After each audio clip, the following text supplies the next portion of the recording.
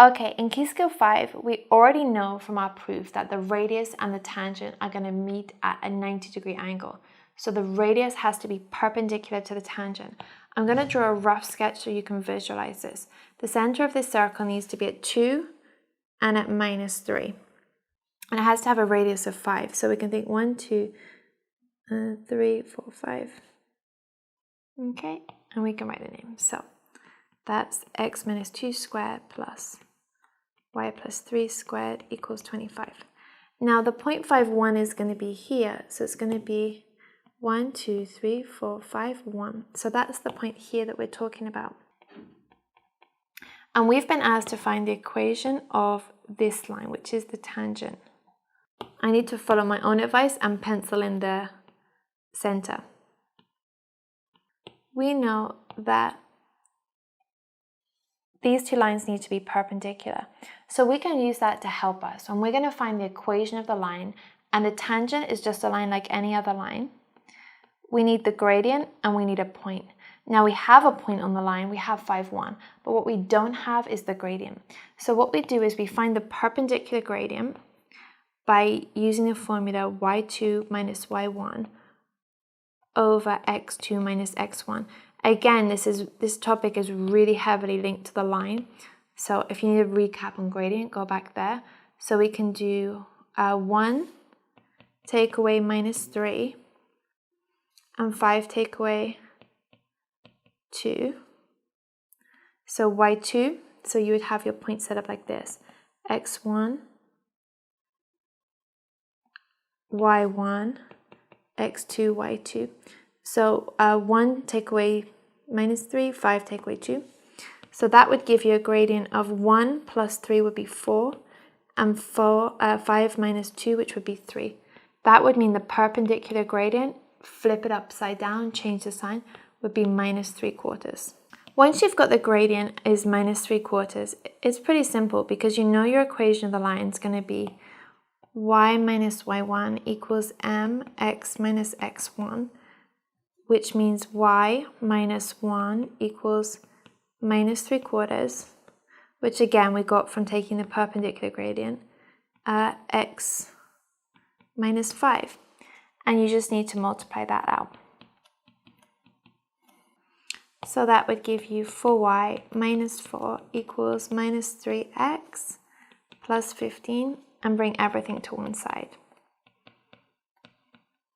-4 minus 15 would be -90 equals 0. And that would be your equation of the tangent. So it all relies on the fact that you can find this gradient to find that gradient because they're perpendicular. Okay, in question 2, we've been told there's a circle here with center -2, 4, and radius 4, and it has a tangent with gradient 2. So if you think about it, we've got a circle like that. Oh, hang on. We've got a circle like that. We can do a rough sketch.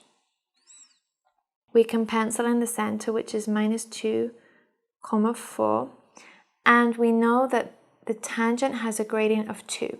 So 2 is a positive gradient, so the gradient would look like that. Remember, it can only touch at one point. So what we know about this line is it's got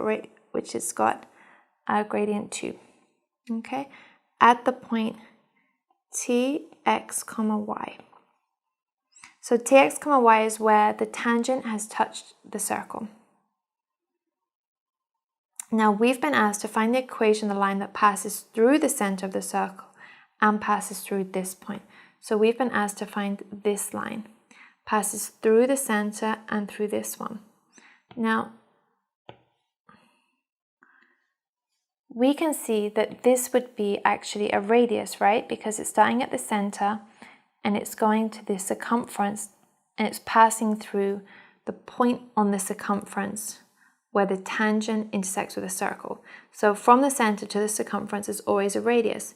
So we know that these lines need to be perpendicular because it's a tangent intersecting a radius. So if the tangent has gradient 2, the perpendicular gradient must be, think of that as 2/1 minus 1/2.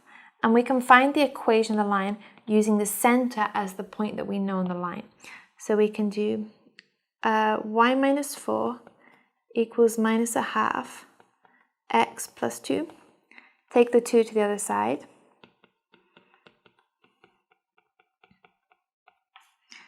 2y minus 8 equals minus 1x minus 1. And bring everything to one side. So it'd be minus 8 plus 1 would be minus 7 equals to 0. That gives us the equation of the radius that intersects with the tangent, right? That goes to this point here. In this key skill, we've looked at the right angle in the context of perpendicular lines. So if we knew this line, we use the perpendicular property to find the other line, or vice versa. In the next key skill, we're going to be continuing looking at tangents intersecting with radiuses, but we're going to be looking at the right angle in the terms of trigonometry. It could be Pythagoras, it could be SOHCAHTOA. So we're still going to be working with this right angle between the radius and the tangent, but now we're going to have a different spin on it. It's not going to be about equation of line, it's going to be about lengths and angles with relation to trigonometry. So that's going to be really good. Stick with us and we will see you in the next one.